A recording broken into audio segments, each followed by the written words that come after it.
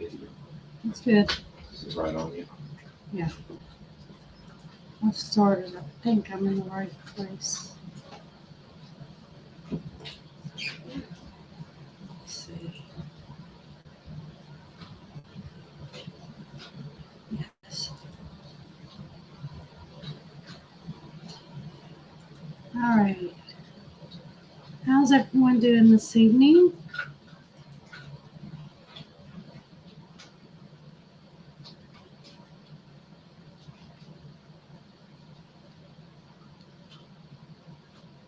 I'm gonna give it a couple minutes.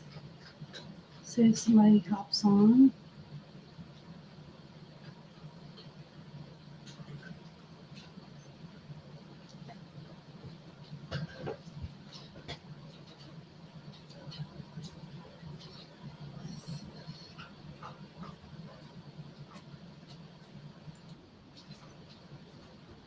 Can y'all hear me?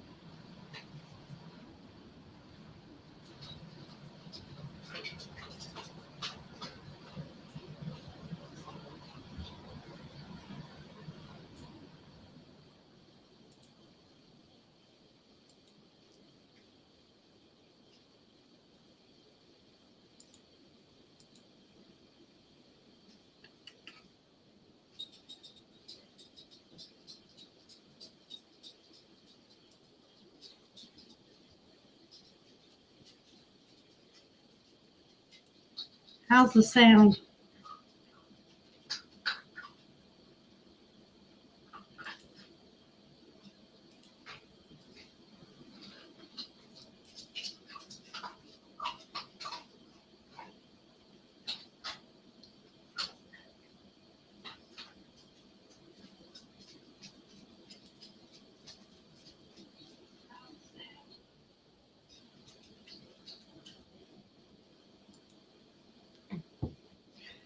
All right, everybody, we're going to dig a little bit into, a lot into the murder of police officer Jason Ellis from Bardstown, Kentucky. There's a lot of information to go over. Anybody that's tuning in now, that tuned in last week, they seem to have all the technical difficulties. That being said, let's get right into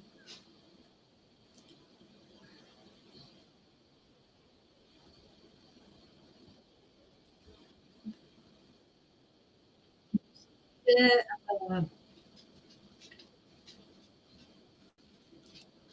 He was killed in 2013.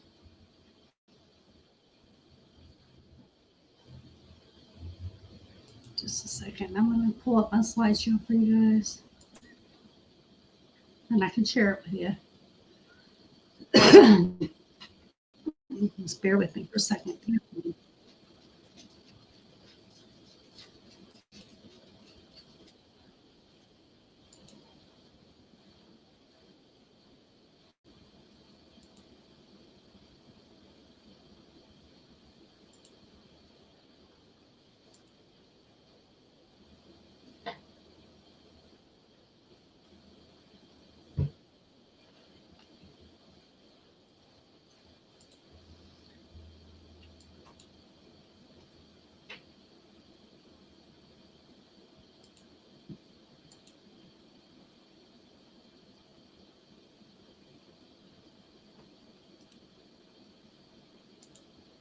All right, there we go.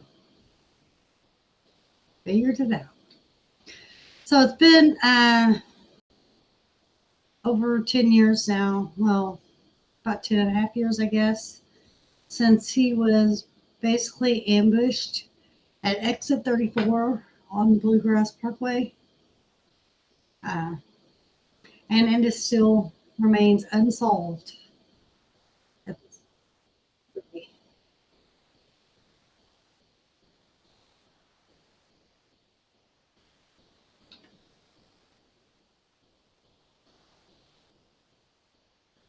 So he signed off on the radio. He was driving home when he encountered some branches on the road. So, as a police officer, you're going to get out. You're going to move them out of the way, just to prevent, to make sure everyone that's coming through is safe, especially late in the morning.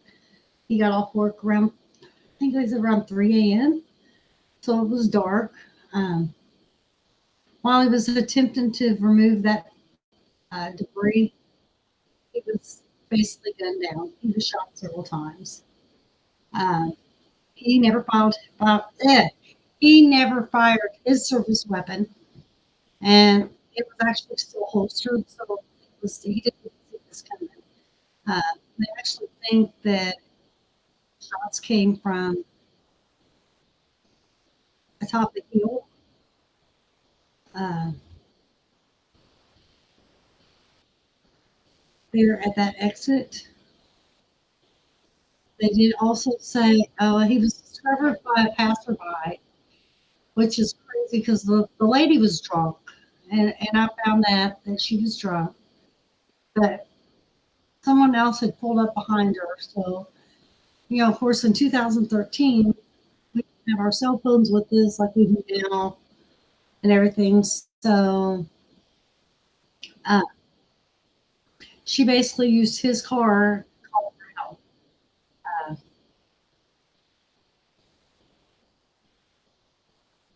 we're saying the officers began working trying to find what happened. The police chief actually quoted, "I can assure you, we won't give up on this person until we have him either in custody or on the front side of one of our weapons. And I hope the latter is the choice."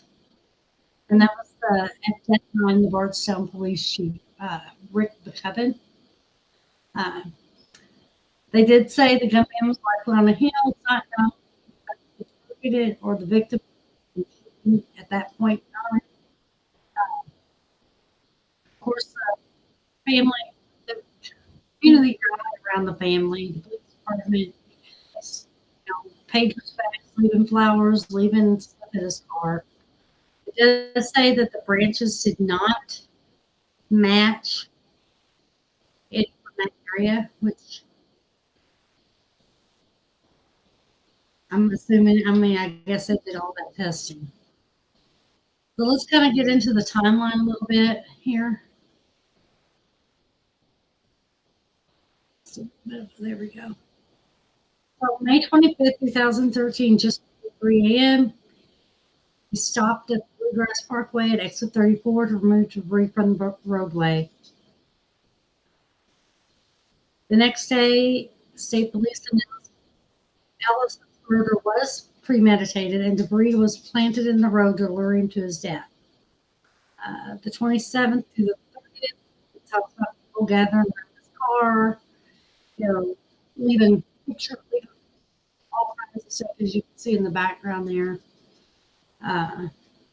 June the 4th, 2013, KSP asked to speak to anyone in the county, Nelson County or the surrounding area, who had trees trimmed or removed in the days leading up to the shooting. His wife at the time, she was only 30 years old. They had two small children. They were 6 and 7 at the time.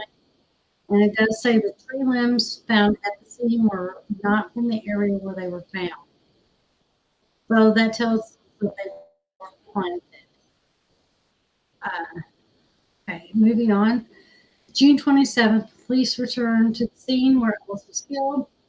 The Louisville Metro Police Department dive team searched a nearby pond after a K9 unit indicated there might be something there.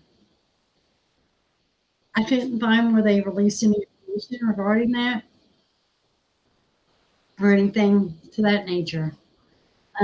The FBI then, on August 26th, upped the ante with digital billboards, added $50,000 to the existing reward, bringing it to a total of $218,000 for information, leading to the arrest and conviction of Officer Ellis.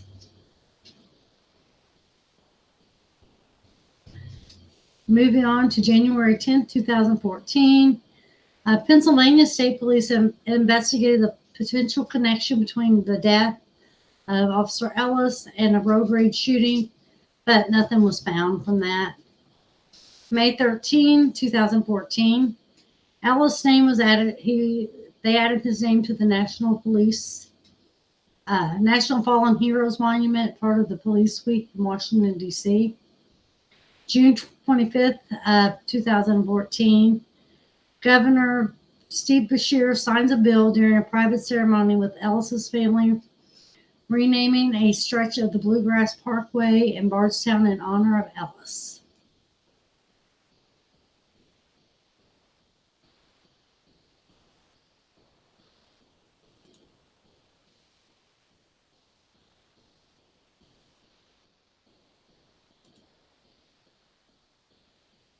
Moving on to the next slide. Got a little bit of a delay here for me.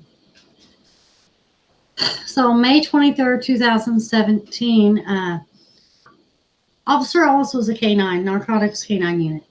So his K9, we'll talk a little bit more in detail about the situation and the K9 and all that here in just a few minutes after we get through the timeline. Figo died days before the anniversary of Ellis's death. They worked together for 6 years. May the 6th, 2018, a memorial was erected in Nelson County. On the back of the memorial are the names of the 5 men who died in the line of duty, including Officer Ellis. January the 20th, 2023, a special prosecutor was appointed to the case, as well as the cases for Crystal Rogers and Tommy Ballard. So if you missed it, I talked about those two last night and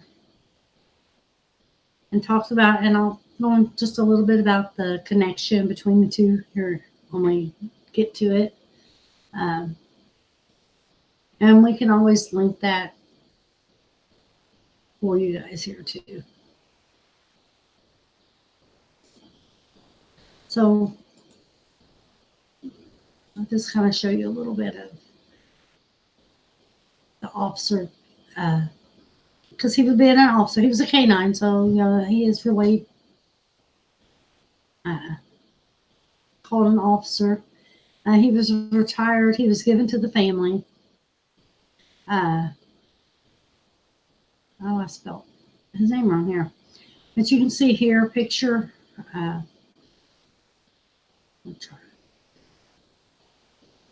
Figo resting his paw on the officer's casket. They say animals can sense that. I'm gonna here just a second. I'll show you guys. This video is going to talk just a little bit about the other cases, because Ellis was killed before Crystal Rogers. He was actually killed in 2013. She was disappeared July of 2015. So a couple years later. But there's still that connection there, and we'll discuss that as we get into this. So I'm going to go ahead and show you all this video.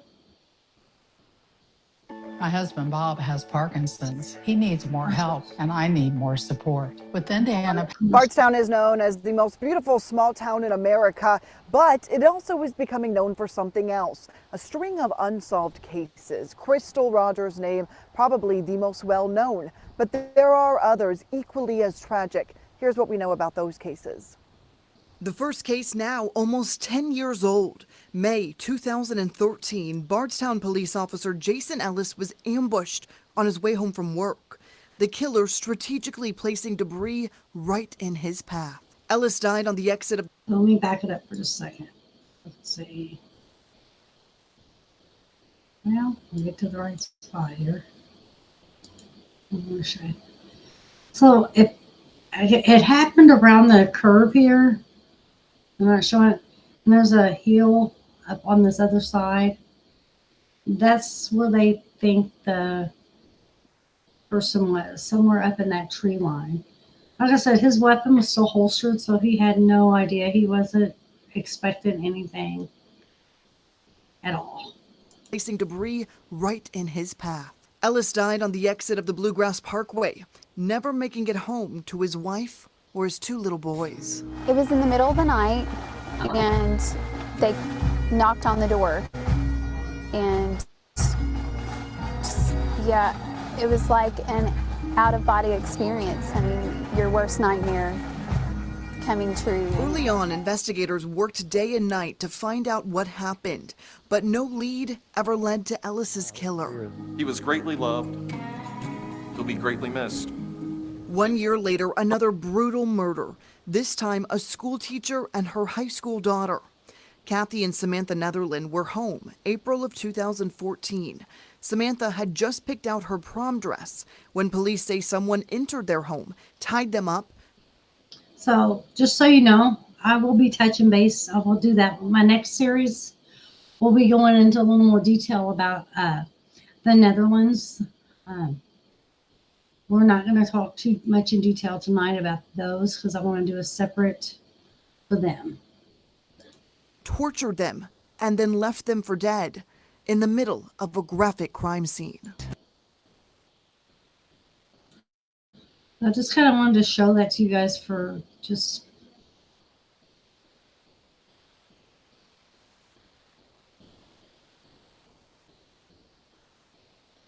so y'all could kind of see. I gotta get back to my. I closed out of the wrong thing. Give me a second here. So we can get back into the slideshow here, so we can get through that with you guys.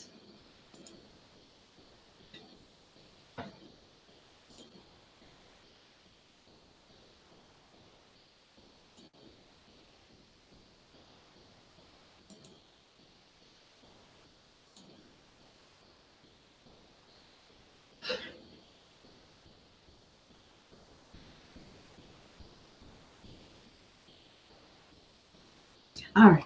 So, according to the Bardstown Police Department, someone in October, and I didn't jot down the year. That's my fault. October the 9th, somewhere between October 9th and 13th, October the 9th and October 13th, Officer Ellis's memorial was vandalized. And you can see here where it was vandalized. On October the 15th, no, that's not the memorial, sorry. This is the flag that was placed at the exit. This was damaged. They said the citizens rallied around and raised funds to replace it, but it was the metal memorial flag, and you can see the damage that was done to that. That also was left unsolved. Nobody was ever charged with the vandalizing of that whatsoever. So just leave this up for just a minute, then we'll talk about it some more. If you have any information, the FBI or the Kentucky State Police are continuing to investigate. It's still open. There's still no nobody's been charged, nothing. Nobody's even been arrested for this. There's a phone number, email, and even a website where you can do anonymous tips. So they encourage people that if you know anything, to please call and let them know. So let's get into talking more in detail about this here. He was not in his normal patrol car. I couldn't find the specific reasoning why, but he was not in his patrol car. He did not have FIGO was not with him that night or at the time. So there was no dash cams or anything in the car he was using. Now, I know a lot of people are thinking, okay, well, what's this have to do with the Crystal Rogers and her father, Tommy Ballard? Well, there's a lot of theories out there. I obviously don't. Nobody has, until they solve it, they're not going to know the facts. But Crystal Rogers' boyfriend, Brooks Hawk, had a brother named Nick Hawk, and I discussed that more in the previous video. Nick worked the same shift as Jason, as Jason. So they both were on the police department together. They worked the same shift. The link that they're thinking, and Nick's never been charged with anything. There's never been anything to do with the murder, of course, for Jason anyway. So Nick worked the same shift. So obviously he knew, and this is just theories. I'm not, don't quote me, but he knew when Jason got off work. Obviously they worked the same shift. He obviously probably knew the route that Jason took home every day. You work with someone like that, then you know. Nick, I can't find where he was. He never responded. He may have been off duty because I think Jason had worked a little longer that night. He was in the middle of an arrest and he was booking them into the jail. That takes some time. There's paperwork that has to be done. So that he didn't get off work till 3 a.m. because he worked second shift. So we don't know for sure. I did map it out. I can't get the map exactly to work the way I want it to yet. I'm still working on that. But it's like less than 5 miles from the Hawk family farm to the exit where Jason was slain. They haven't even found a murder weapon for him in that case. It's nothing's ever been found. The wife does. I mean, she's moved away. A little bit about Nick or Jason. He was from Cincinnati area. He played baseball for the Cincinnati Reds minor league team. He was very involved with the youth in the community in Bardstown, coached Little League Baseball. Just really, from what I've seen, he was just very, very community involved.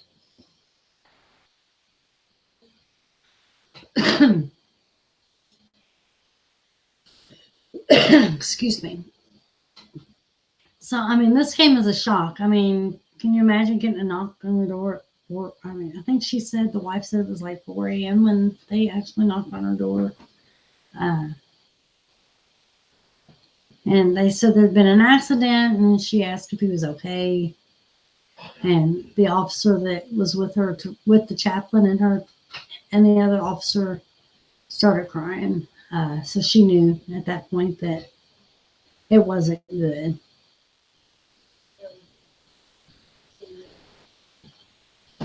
So a lot of theories are looming. There's a quote about the FBI that from the FBI or the state police, one of the two, that said that they think solving one murder is going to open up being able to solve the others. So, I mean, they seem to think that they're connected somehow. Just not sure. At this point, we're not sure. Of course, you keep an eye out on the channel because I did post a live today for an update on the Crystal Rogers case that I had. So make sure you check that out. Just some interesting information.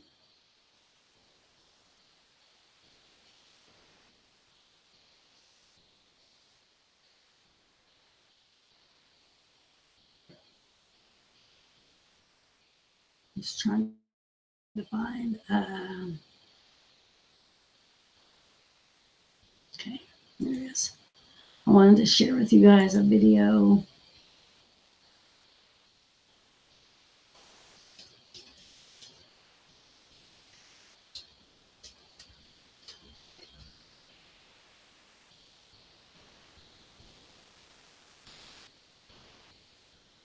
This is a video of the family. This was after the arrest in Crystal's case. So this was fairly recent.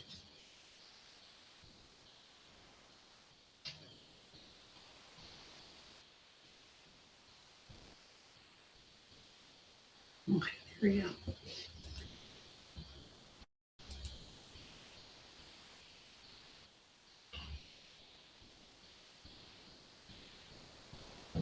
And of course, we got ads again. Get through the ads. Now at 5 on WHS 11 News. Our coverage on the big development last week, and one of the top mysteries in Bardstown is continuing here tonight. In Nelson County, there are 4 families waiting for.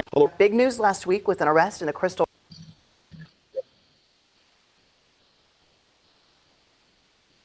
Rogers case, but her family isn't the only one paying attention. We're buffering. Bear with me. Do you feel like an arrest in Crystal's case is bringing you closer?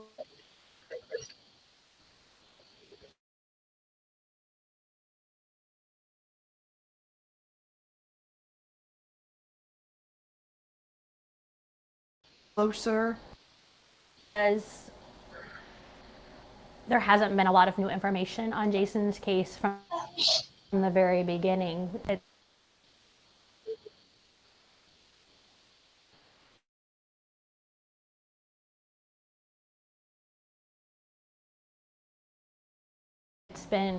We've kind of been at a standstill from the beginning. For us,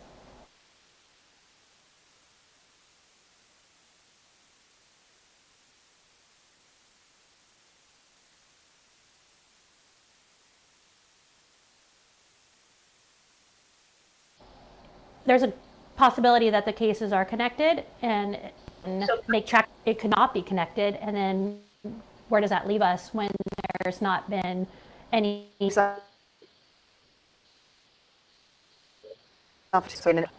Sacred. So I just wanted to show y'all that just for a minute. The family even believes that they're probably connected somehow. But I'm curious to what you all think. Now, I've got my own theory. It's a theory. It's not fact. As if the Hawk brothers were involved somehow in Officer Ellis's murder, if they were, not saying they are, just if, and Crystal found out about it, that probably made her a target, possibly. You don't know. I said that's not been proven as of yet.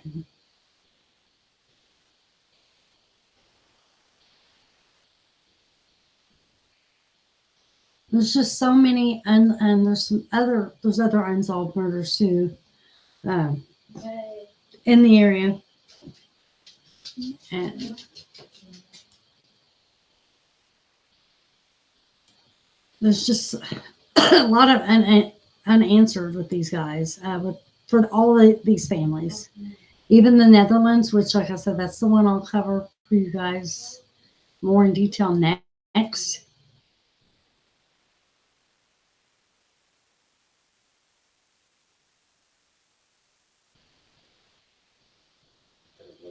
So just to kind of put it into perspective for you guys.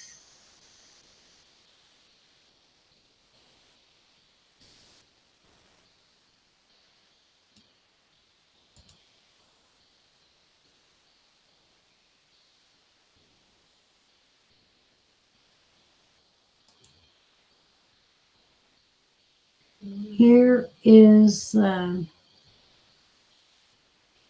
there's Crystal. She was her boyfriend Brooks. his brother Nick. These two are connected to the Crystal's case. Crystal's father was also shot and killed after Crystal went missing. Nick worked with Jason. So you can see the connection can be made. The connection can be made in these cases. There's just so much, like I said, there's so much unknown.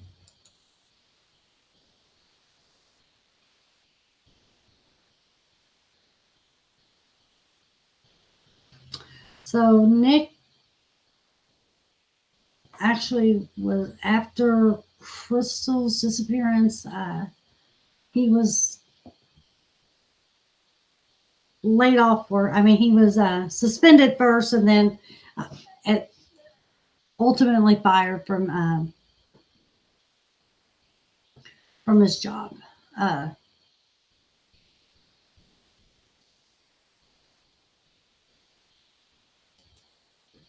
So I just want to leave this up here for you guys. Actually, we'll put this one up so y'all can have that. Oh, if anybody wants to write that down or get that information, they can do so.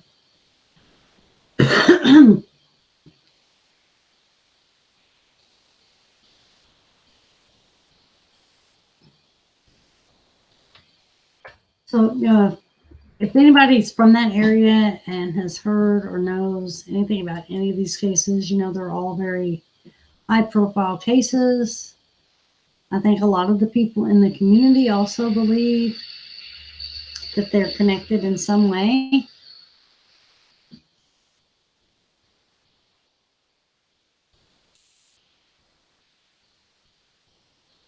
We don't have any proof of that, obviously, or they don't have any proof of that. I say we, I'm not the one out there investigating it.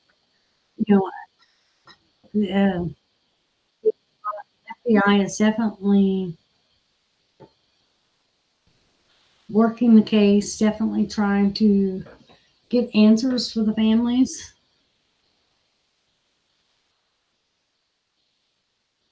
A lot of unknown for them. So I'm kind of curious, though. If you're not watching live and you go back and rewatch,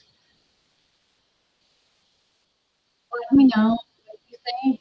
Let me know if you've heard of the cases, or if there's something brand new to you. I'm just kind of curious to what everybody's theory would be. I know everybody always has a theory about something, about things, especially once you learn some of the details and learn some of the ways they can be connected or could be connected. A lot of interesting stuff with Nick, one that worked with the officer Ellis. When it comes to talk about his, I guess it would have been his brother's girlfriend, not a sister-in-law. He claims he didn't really know Crystal that well, and just kind of touch base. Like I said, you can watch more in detail, but the gun that killed Crystal's father had been tested and meets 4 out of 5 criteria that the FBI and the police look for. Has to be the one that matches the one that killed Crystal's dad. Nothing's been said yet. If it's possible, it's the same one, same type of weapon, rifle that killed Jason or not.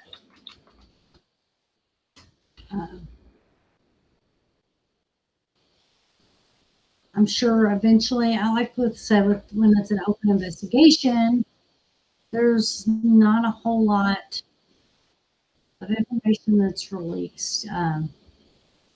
Still open, they're still investigating. But I'm trying to find, I haven't been able to find anywhere. I'm kind of looking it up right now to see if I can just run lost it. What kind of weapon killed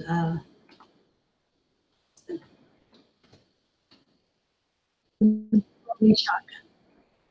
So he was shot with a big shotgun. He was shot multiple times in his arm, neck, side, head, and other areas that were not protected by the ballistic vest. To me, somebody just random is not going to know where to aim as far as to miss the vest.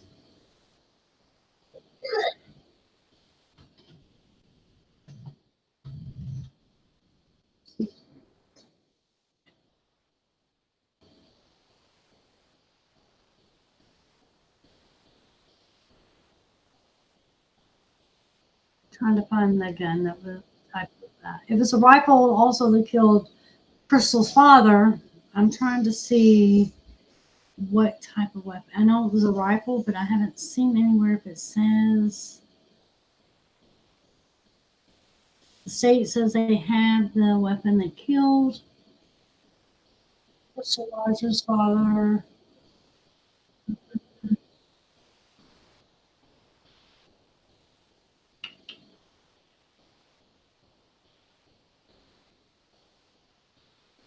He was shot. I was shot in the chest, but I'm trying to see if it was a.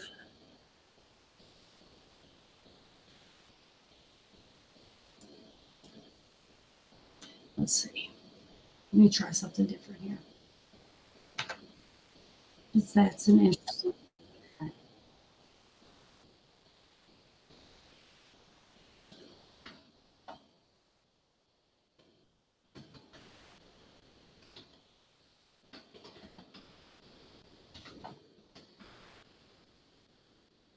Bear with me just a second, guys.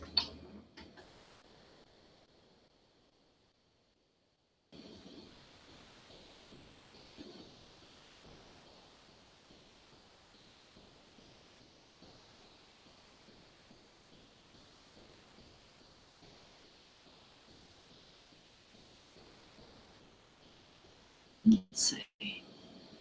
I'm not finding anything that tells me for sure. I'm going to say that it probably was.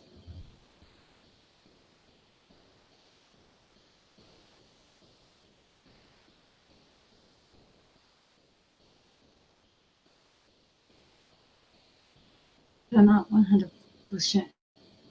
sure because they went hunting. And it was first ruled as possibly a hunting accident. Yeah, yeah. The view chaser. I agree. I hope the families get closure soon. It's definitely a interesting case. So, have you followed this case? Are you familiar with the case at all?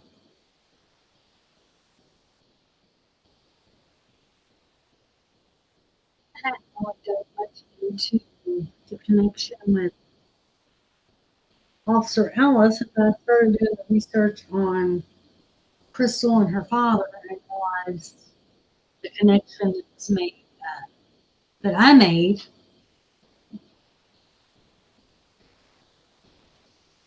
which was that Crystal's.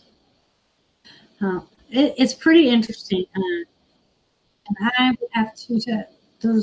I did a video last night. I did a live last night covering the Crystal Rogers and the Tommy Power case. Let me see. I think you're just getting here. Let me go and show you this real quick. Just a second here. Let's switch it to so you can see it better. So Crystal Rogers was killed after Jason Ellis was murdered. Her boyfriend at the time was Brooks Brooks Hawk. He's been arrested and charged with murder. His brother was Nick Hawk. The Lawson brothers are the Lawson father-son are connected back to Brooks Hawk. Crystal's father, a little over a year after Crystal disappeared. An interesting fact is Crystal's been ruled as deceased, but nobody has been recovered yet on that. Her father was shot and killed a little over a year after Crystal went missing with a rifle in the chest. Yeah. So I know some people don't make the connection if they don't know, if they're not familiar with the case. Brooks Hawk, brother Nick Hawk, worked the same shift as Jason. So they worked the same shift together at the Bardstown Police Department. Jason was killed with a 12-gauge shotgun.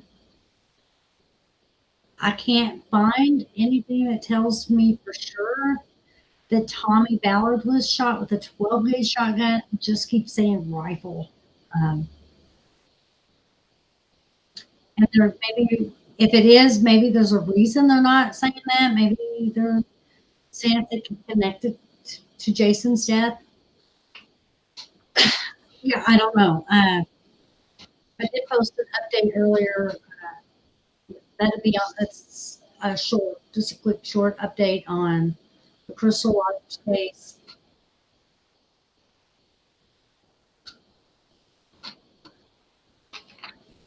So, I mean, they said Jason was ambushed, and the Hawk family farm was not very far from Grass Parkway, except where Jason was killed.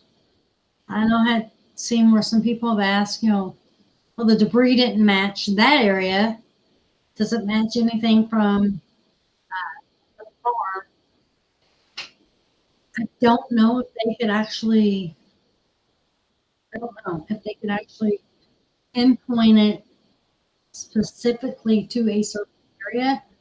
They could pinpoint that there was no trees or limbs or anything that matched it in the area where he was killed. So the debris that they believe was planted. They believe he was set up. He was ambushed. They truly believe that he was targeted. And some interesting interviews with this case. So this one tells you that he was signed off the radio and was driving home. Basically tells you what happened. Maybe an everyday citizen like you or me sees debris in the road. We're probably not at 3 o'clock in the morning. We're not going to get out and move it out of the way. I mean, we wouldn't do that for safety purposes. But as a police officer, thinking of the safety of the community and being as involved with the community as he was, he did stop and do that.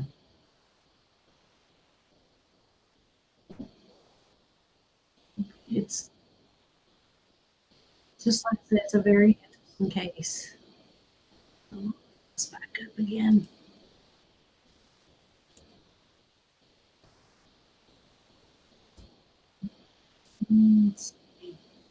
Oh, I'll put it right there. I'll look it right there better. So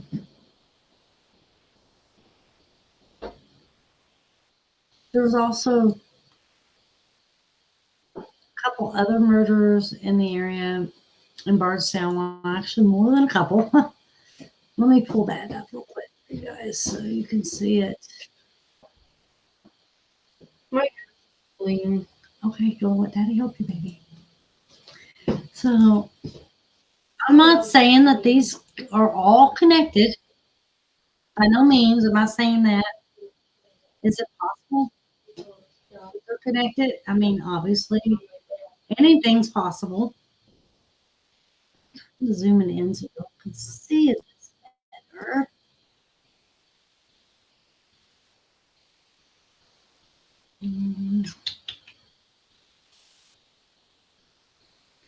it's not gonna let me. So we go back to 2000, or to, I'm sorry, to 1990 was the first unsolved murder in Bardstown that I can find. And that was Lucinda Strange. That is also unsolved. And like I said, the reason I'm touching base on these is because I plan on digging into them a little bit. I'll probably have 2 more parts to the series here. I'll probably cover the 3 older cases, the 1990 to 2012 case, because there's not a lot of information. You know, the internet wasn't as big as it is now. But I'll probably have 1 series on the Netherlands case. So anyway, in 1990, March of 1990, Lucinda Strange was murdered, unsolved. 11/9/2008, Jim Duckett was murdered, also unsolved.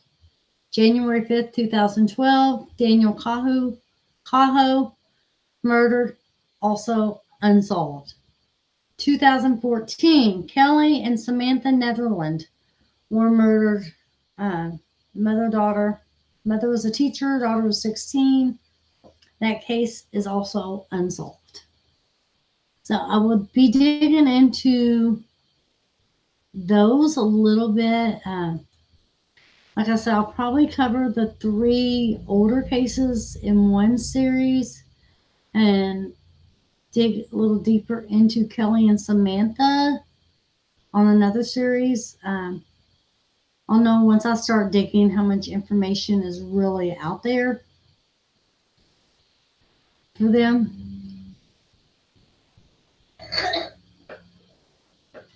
But like I said, I just want to get their names out there. I want people to know that the families to know that, you know, they're not forgotten. People still talk about it. People, their names are still put out there. I mean, if you're watching and you share this video, if you share the video of Crystal that I did, just hashtag those. Hashtag Team Crystal, hashtag Crystal Rogers, hashtag Jason Ellis, you know, hashtag and put those names out there for people. We want their names to stay in the forefront, better chance of getting some answers to the case. They have not said whether the mother-daughters were connected to these cases, but I can tell you what I do know and what I have seen is they were all of those cases, from the Netherlands to Crystal to Tommy and to Jason, are all within a 5 to 6 mile radius of each other.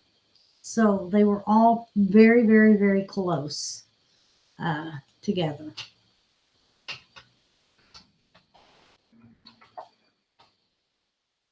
And see, Jason was shot on the Bluegrass Parkway. Tommy was hunting near the Bluegrass Parkway. The Hawk family farm is near the Bluegrass Parkway. I do not know for sure. I've got to look because I think maybe the mother-daughter may have been a little farther out. I don't know for sure yet. And like I said, when I start digging deeper into those, you know, we'll know more. I'll be able to pinpoint more. I'm trying to find a better picture. So just to put a little perspective, if you're not familiar with the area, or if you are familiar with the area, Bluegrass Parkway runs from Elizabethtown to Lexington and runs right through Bardstown. It's the Bloomfield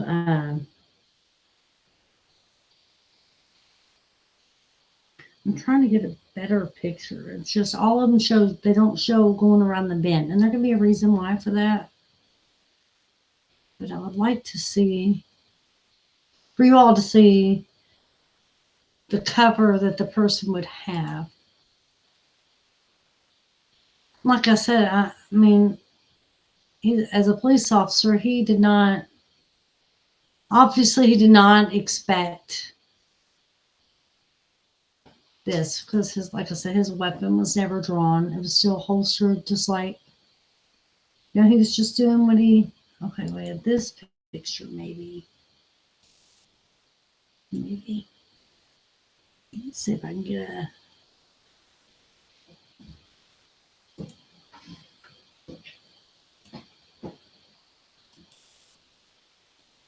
I can share it with you guys. Maybe.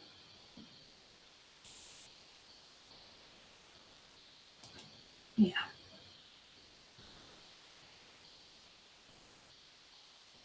Give me just a second. I'm just going to share the picture with you guys.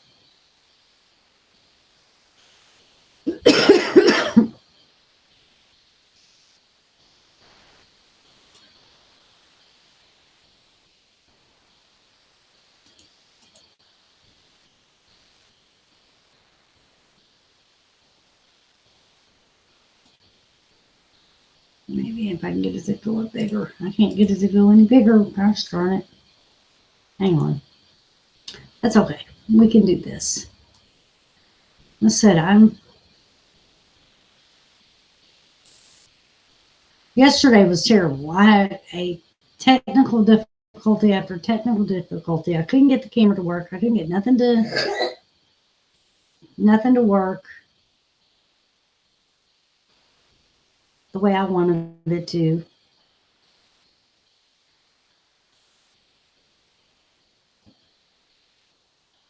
At all. Nothing was cooperating. Let's see if I can get that picture added in here. And kind of show you.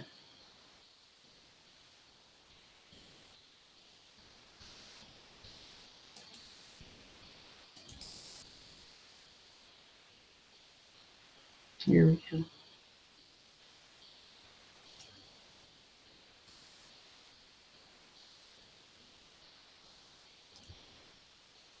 Now I can share it with you guys. I had to put it in a different location. There we go.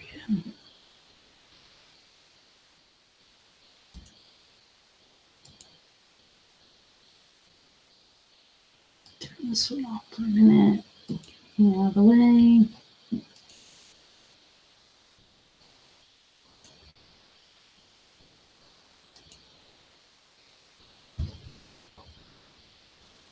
So as you can see, it was right here in this little bin. And it's still not the best picture that we have. But it's pretty wooded up through here, and they're pretty sure it came from up here in this area. Which, like I said, there's a hill, so he was shot down. They were shooting down at him. So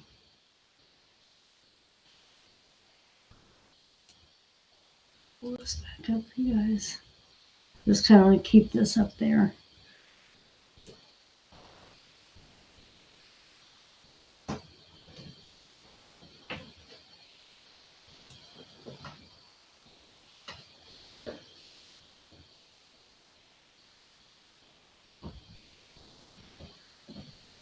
So, like I said, that's about all I have on Jason's case. I said, if you have any tips, know anything, screenshot this, whatever you need to do.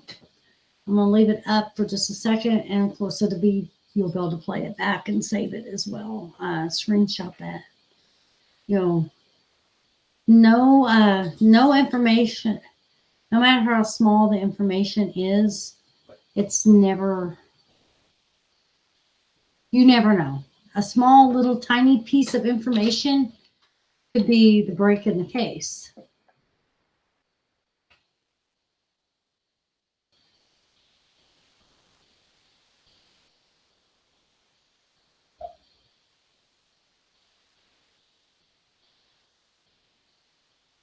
So $5, let me read this real quick to you guys, because this is where I forgot to write it down. Where I'm looking at. So just to put it in perspective, Central Nelson County, the population is only about 13,500 people. I think it's an exact number. It has beautiful homes, quiet streets. It seemed like a perfect place to raise your family. But like I said, between May 2013, November of 2016, just during 3 years, 4 people were murdered and 1 person disappeared. And none of these cases have been solved. Arrest has been made, like I said, in the connection with Crystal's case, and charges have been filed. But until he's convicted, I mean,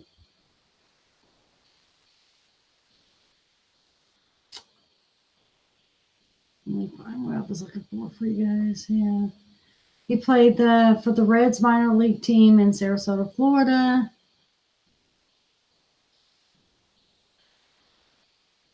He left because he wanted to make a difference.